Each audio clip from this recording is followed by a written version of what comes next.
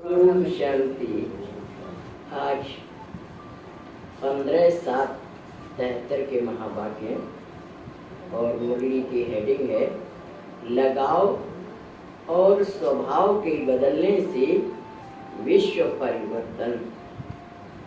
यानी हमारे अंदर जो लगाव है और हमारा स्वभाव है, इसको परिवर्तन करने बदलने तो ये संसार भी विश्व का परिवर्तन हो जाएगा। जैसे कहावत है ना, हम बदलेंगे जग बदलेगा, हम सुधरेंगे जग सुधरेगा। तो उसी के ऊपर परमात्मा की महावाक्य लगाव और स्वभाव के बदलने से विश्व परिवर्तन।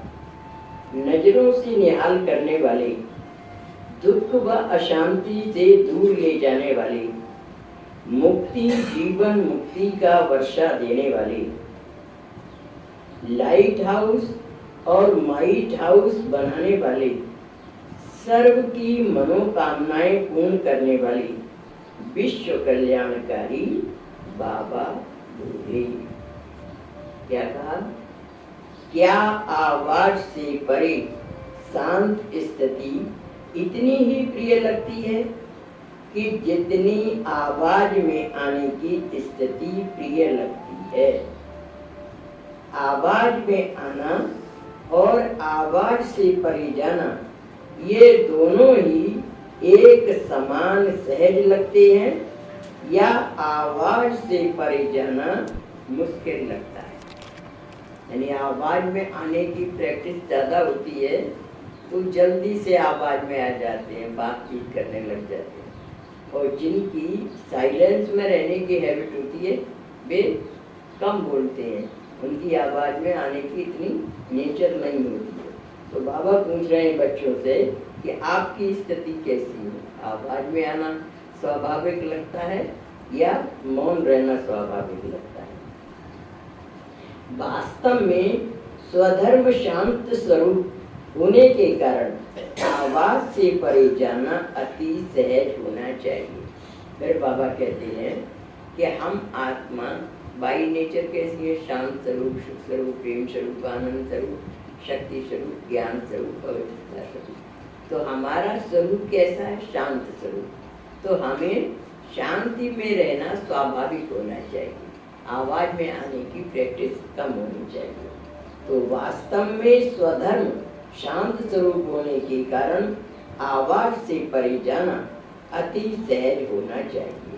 अभी अभी एक सेकंड में जैसे स्थूल शरीर द्वारा कहीं भी जाने का इशारा मिले तो जैसे जाना और आना ये दोनों ही सहज अनुभव होते हैं, वैसे ही इस शरीर की स्मृति से बुद्धि द्वारा परे जाना और आना ये दोनों ही सहज अनुभव होंगे। जैसे शरीर से हमें कहीं जाना होता है तो जाना और आना सहज लगता है ना, ऐसे ही बुद्धि से परम धाम जाना, शांति धाम जाना हमें इतना ही सहज लगना चाहिए कि इशारा मिले तो फौरन ही हम परम धाम चले जाएं। वैसे ही इस शरीर की स्मृति से बुद्धि द्वारा परे जाना और आना ये दोनों ही सहज अनुभव होंगे। अर्थात क्या एक सेकंड में ऐसा कर सकते हो? यानी बुद्धि से हम शरीर से डिटैच हो जाएं, शांत स्वरूप धारण कर लें, कर सकते हो? जब चाहें शरीर का आधार लें और जब चाहें शरीर का आधार छोड़कर अपने अशरीरी स्वरूप में स्थित हो जाएं। क्या ऐसे अनुभव चलते फिरते करते रहते हो? ये क्या है? जितनी प्रैक्टिस करेंगे उतनी परफेक्ट बनते जाते हैं। तो जो अभ्यास करते रहते हैं, बैठे हैं शांति में बैठे हैं, बात नहीं करने की इच्छा है किसी से, तो उनकी फिर नेचर वैसी बन जाती है। तो जैसे शरीर धारण किया वैसे ही फिर शरीर से न्यारे हो जाना, इन दोनों का क्या एक ही अनुभव करते हो? यही अनुभव अंतिम पेपर में फर्स्ट नंबर लाने का आधार। बाबा कह रहे हैं कि ये प्रैक्टिस जिसने ज्यादा की है उसको अंतिम पेपर में अच्छे नंबर मिलेंगे। फर्स्ट नंबर लाने का आधार है। जो लास्ट पेपर देने के लिए अभी से तैयार हो गए हो या हो रहे हो, ये हम सबका लास्ट पेपर होगा, क्योंकि अंतिम समय जो होगा बहुत भयावह होगा। उसमें जिसकी साइलेंस में रहने की हैबिट होगी तो वो साइलेंस रहेगा, साक्षी दृष्टा होकर के सारा दृश्य देगा।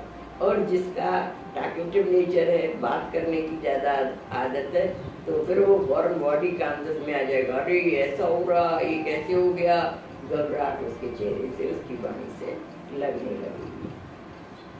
तो वही नंबर कट हो गए। बाबा कहते हैं ना 1 सेकंड का तो पेपर है।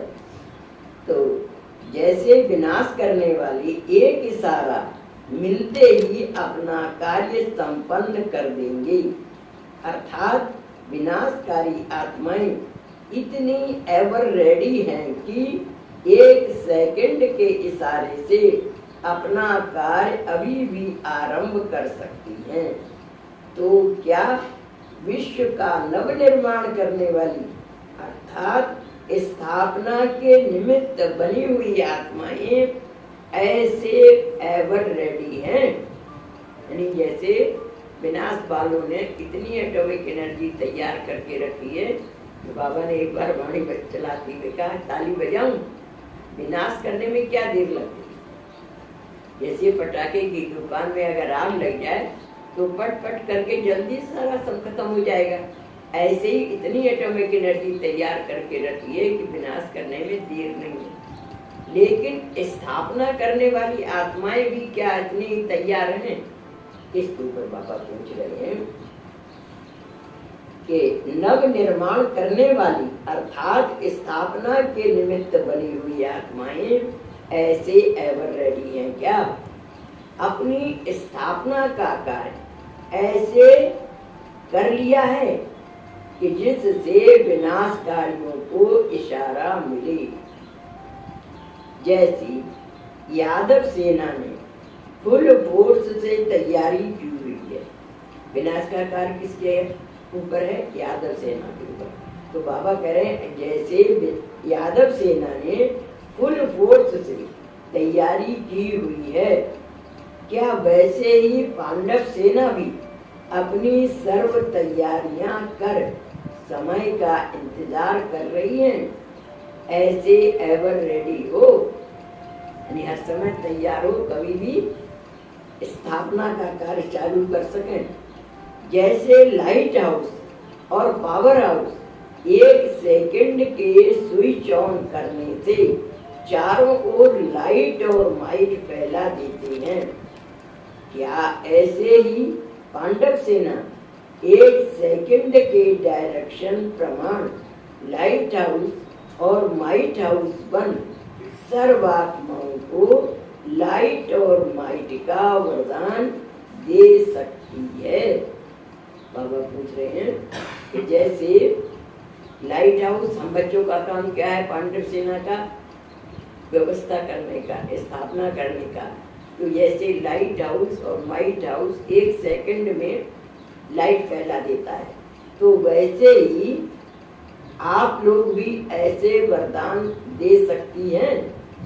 जैसे स्थूल नजर 1 सेकंड में एक स्थान पर बैठे चारों ओर देखती है, क्या ऐसे ही तीसरे नेत्र द्वारा 1 सेकंड में आप चारों ओर न सिर्फ भारत लेकिन सारे विश्व की आत्माओं को नजर से निहाल कर सकते हो? कर्तव्य हमारा केवल भारत तक ही सीमित नहीं है। बाबा क्या कहते हैं कि न सिर्फ भारत लेकिन सारे विश्व की आत्माओं को नजर से निहाल कर सकते हो क्या? जैसे सरल और सहज रीति से स्थूल नेत्र द्वारा नजर फैला सकते हो, क्या वैसे ही आप नजर से निहाल कर सकते हो? गायन भी है। एक सेकंड में तीसरा नेत्र खुलने से विनाश हो गया, विनाश के साथ स्थापना तो है ही। यानी नजर कहते न शिव जब तीसर नैन उगारा, देखत काम भयो जल चारा। यानी तीसरा नेत्र खोला और विनाश हो गया। तो जैसे विनाश हो गया वैसे ही स्थापना भी हो जाए, सब नजर से निहाल हो जाए आत्माएं। तो विनाश के साथ स्थापना तो है ही, बाप के साथ साथ बच्चों का भी गायन है। क्या तीसरा नेत्र ऐसा पावरफुल है जो दूर तक नजर जा सके। जैसे स्थूल नेत्र की नजर कमजोर होती है तो दूर तक नहीं देख सकती, क्या वैसे ही अपने तीसरे नेत्र की शक्ति देखते रहते हो। जैसे किसी की नजर कमजोर होती है तो दूर का नहीं देख पाते, तो बाबा ऐसे ही पूछ रहे हैं कि आपके तीसरे नेत्र की नजर कितनी पावरफुल है। तीसरे नेत्र को शक्तिशाली बनाने के लिए केवल मुख्य दो शब्दों पर अटेंशन चाहिए। अब बाबा कहते हैं कि तीसरा नेत्र उसको पावरफुल बनाने के लिए दो बातें चाहिए। वो दो बातें कौन सी बताते हैं। तीसरे नेत्र में कमजोरी आने की भी वही दो बातें हैं। वह कौन सी है। स्थूल नजर के कमजोर होने का कारण क्या होता है, ब्रेन वर्क का ज्यादा होना।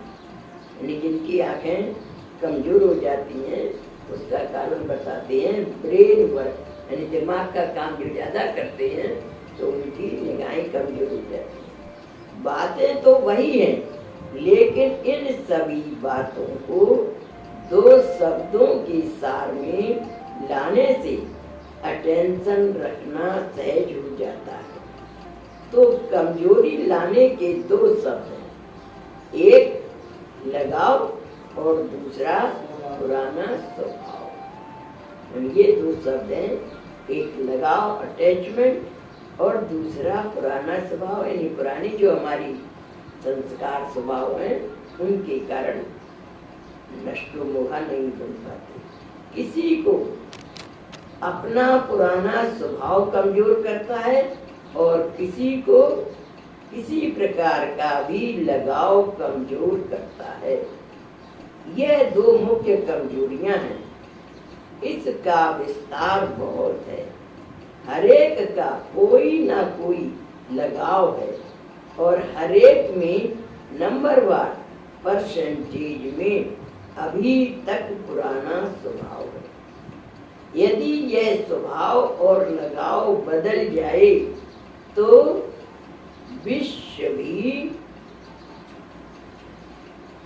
बदल जाएगा। यानी लगाव और पुराना स्वभाव ये दो बातें बदल जाएं तो बाबा कहते हैं विश्व भी बदल जाएगा। क्योंकि जब विश्व के परिवर्तक स्वयं ही नहीं बदले हैं तो वे विश्व को कैसे बदल सकते हैं। अब बाबा ने बच्चों के ऊपर भार डाला है कि जब विश्व के परिवर्तक स्वयं ही नहीं बदले हैं तो विश्व को कैसे बदल सकते हैं। अपने में चेक करो कि क्या किसी भी प्रकार का लगाव है, चाहे वह संकल्प के रूप में लगाव हो, चाहे संबंध के रूप में, चाहे संपर्क के रूप में और चाहे अपनी कोई विशेषता की ही तरफ। यानी चार बातें बताई बाबा ने कि चाहे वो संकल्प के रूप में लगा हो, चाहे संबंध के रूप में हो, चाहे संपर्क के रूप में हो और चाहे कोई अपनी विशेषता की तरफ ही हो। अगर अपनी कोई भी विशेषता में लगाव है तो वह भी लगाव बंधन युक्त कर देगा। यानी किसी में भी कोई अटैचमेंट रहा, लगाव रहा तो वो बंधन उसको बंधन बन जाएगा, तो बंधन युक्त कर देगा और वो बंधन मुक्त नहीं करेगा। यानी अब वो जब बंधन युक्त होगा ना, उसको किसी भी प्रकार का चाहे संकल्प में मोह आ गया तो बंधन मुक्त तो नहीं हुआ ना। बंधन युक्त माने बंधन में बांध देगा, और बंधन मुक्त माने उड़ता पंछी नहीं बन पाएगा, बंधन मुक्त नहीं करेगा, क्योंकि लगाव अशरीरी बनने नहीं देगा। ये लगाव के कारण अशरीरी की स्टेट नहीं बन पाएगी, अशरीरी बनने नहीं देगा, और वह विश्व कल्याणकारी भी बन नहीं सकेगा। जो अपने ही लगाव में फंसा हुआ है वह विश्व को मुक्ति व जीवन मुक्ति का वर्षा दिला ही कैसे सकता है। बाबा कारण बता रहे हैं कि जो अपने ही लगाव में फंसा हुआ है वह विश्व को मुक्ति व जीवन मुक्ति का वर्षा कैसे दिला सकता है। लगाव वाला कभी सर्वशक्ति संपन्न हो नहीं सकता। लगाव वाला धर्मराज की सजाओं से संपूर्ण मुक्त सलाम देने वाला नहीं बन सकता। यानी उसका लगाव अपनी तरफ खींचता रहेगा उसको व्यक्ति को, इसके कारण से वो संपूर्ण मुक्त सलाम देने वाला नहीं बन सकता। लगाव वाले को सलाम भरना ही पड़ेगा, और लगाव वाली संपूर्ण फर्स्ट जन्म का राज्य भाग्य पा न सके। कितना घाटा हो जाएगा कि पहले नंबर का, पहले जन्म का जो राज्य भाग्य है वो नहीं मिल पाएगा। लगाव वाले संपूर्ण फर्स्ट जन्म का राज्य भाग्य पा न सके। इसी प्रकार पुराने स्वभाव वाले नए जीवन नए युग का संपूर्ण और सदा अनुभव नहीं कर पाते। हर आत्मा में भाई भाई का भाव न रखने से स्वभाव एक विघन बन जाता है। यानी हर एक आत्मा के प्रति भाई भाई का दृष्टिकोण नहीं है, भाई भाई की भावना नहीं है, तो स्वभाव एक विघन बन जाता है। विस्तार को तो स्वयं भी जानते हैं, लेकिन अभी क्या करना है? विस्तार को जीवन में समाकर बाप समान बन जाना है। विस्तार को अपने जीवन में समाकर बाप समान बन जाना है। न कोई पुराना स्वभाव हो और न कोई लगाव, जबकि तन मन और धन सभी बाप को समर्पण कर दिया, तो देने के बाद फिर मेरा विचार, मेरी समझ, मेरा स्वभाव, यह सब ही कहाँ से आया? बाबा का कहना है कि जब आपने तन मन धन सभी बाप को समर्पण कर दिया, तो फिर देने के बाद फिर मेरा विचार, मेरी समझ और मेरा स्वभाव का शब्द कहाँ से आया?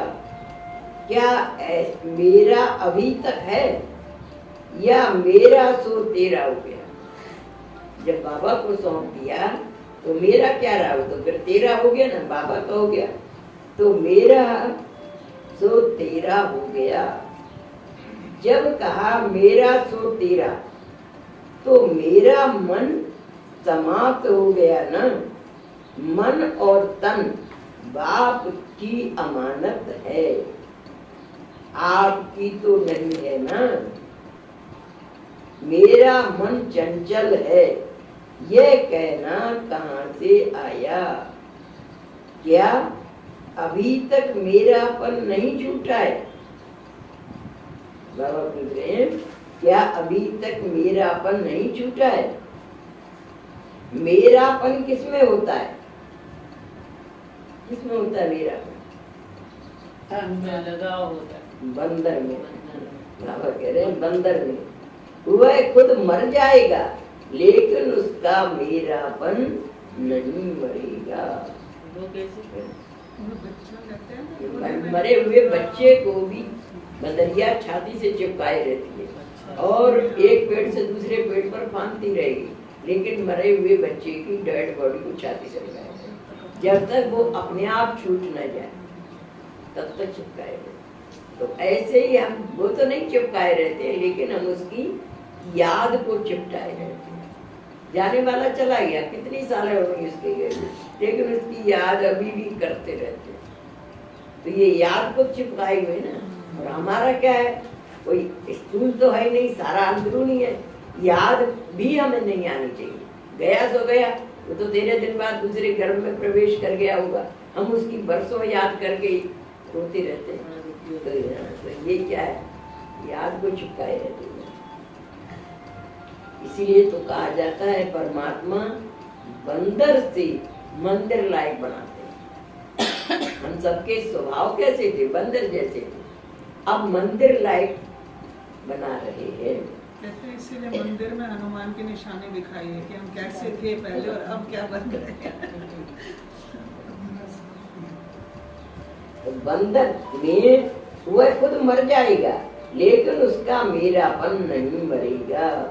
इसलिए चित्रकारों ने महावीर को भी पूंछ की निशानी दे दी है।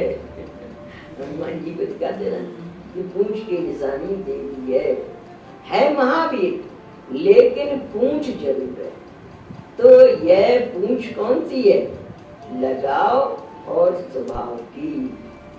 जब तक इस पूंछ को आग नहीं लगाई है तब तक लंका को आग नहीं लग सकती। यानी जब तक ये पूंछ की आग नहीं खत्म होगी तब तक लंका को आग नहीं लग सकती। तो विनाश की वार्निंग की सहज निशानी कौन सी है? इसी पूंछ की आग लगानी है। जब सभी महावीरों की लगन की आग लग जाएगी तो क्या यह पुराना विश्व रहेगा? हम सबका सामूहिक रूप से एक ही संकल्प होगा कि अब ये दुनिया बदलनी चाहिए, तो फिर बदल जाएगी। इसलिए अब सभी प्रकार के लगाव और स्वभाव को समाप्त करो। जैसे विनाशकारी आत्माएं विनाश के लिए तड़पती हैं, क्या ऐसे ही आप स्थापना करने वाले विश्व कल्याण के लिए तड़पते हो? बाबा पूछ रहे हैं बच्चों से कि जैसे वो लोग विनाश वाले तैयार हैं, ऐसे आप लोग भी विश्व कल्याण के लिए तड़पते हो? ऐसी सेल्फ सर्विस और विश्व की सर्विस, इन दोनों के लिए नए नए इन्वेंशन निकालते हो क्या? यानी कि अब हम बच्चों को क्या करना है? सेल्फ सर्विस, अपनी भी सेवा करनी है और विश्व की सर्विस भी करनी है। नए नए इन्वेंशन निकालते हो क्या? जैसे वह लोग अभी इन्वेंशन कर रहे हैं कि ऐसे पावरफुल बम बनाएं, ऐसे पावरफुल यंत्र बनाएं जो विनाश सहज और शीघ्र हो जाए। तो क्या ऐसे आप महावीर साइलेंस की शक्ति के इन्वेंटर ऐसा प्लान बना रहे हो कि जो सारे विश्व को परिवर्तन होने में अथवा उसे मुक्ति और जीवन मुक्ति का वर्षा लेने में सिर्फ 1 सेकंड ही लगे। 1 सेकंड में स्थापना हो जाए और सहज भी हो जाए। आप मुआफिक 35 वर्ष न लगे। नहीं जैसे बाबा के बच्चों को उस समय 35 वर्ष हो गए, तो बाबा कहते हैं आप मुनाफिक 35 वर्ष न लगे। तो ऐसी रिफाइंड अभी इन्वेंशन, तो 85 हो गए 50 को 1 करोड़। तो ऐसी रिफाइंड इन्वेंशन से एक सेकंड में नजर से निहाल, एक सेकंड में दुखी से सुखी, निर्बल से बलवान और अशांति से शांति का अनुभव कर सको। क्या ऐसे रिफाइंड रूहानी शस्त्र और युक्तियां सोचते हो कि एक सेकंड में उनका तड़पना बंद हो जाए? जैसे बम द्वारा एक सेकंड में मर जाएं, वैसे एक सेकंड में उनको वरदान महादान दे सको। क्या ऐसी महादानी और ऐसी वरदानी बने हो? क्या सर्व की मनोकामनाएं पूरी करने वाली कामधेनु बने हो? अब क्या स्वयं में और कोई कामना रही हुई है? अगर अपनी कोई कामना होगी तो कामधेनु कैसे बनेगी? कामधेनु माना दूसरे की मनोकामना पूर्ण करने वाले। अगर अपनी ही कोई मनोकामना रही हुई है तो दूसरों की मनोकामना कैसे पूरी करेंगे? अगर अपनी ही कोई कामना होगी तो कामधेनु कैसे बनेंगे? मेरा नाम हो, मेरी शान हो, यह कामना भी नहीं हो। समझा? नाम मान शान की भी इच्छा नहीं रही। ऐसे एक सेकंड में तीसरे नेत्र द्वारा विश्व को नजर से निहाल करने वाले, एक सेकंड में अशांति और दुख से पार ले जाने वाली, लगाव और स्वभाव से अतीत कर्मातीत स्थिति में स्थित होने वाले, मुक्ति और जीवन मुक्ति के वर्षे के प्राप्ति के जीवन में सदा रहने वाले मुक्त और जीवन मुक्त आत्माओं को बाप दादा का याद प्यार और नमस्ते। ऐसा श्रेष्ठ बनाने वाले बाप दादा को हम रूहानी बच्चों का याद प्यार और नमस्ते नमस्ते नमस्ते। हम सब हंसते और बढ़िया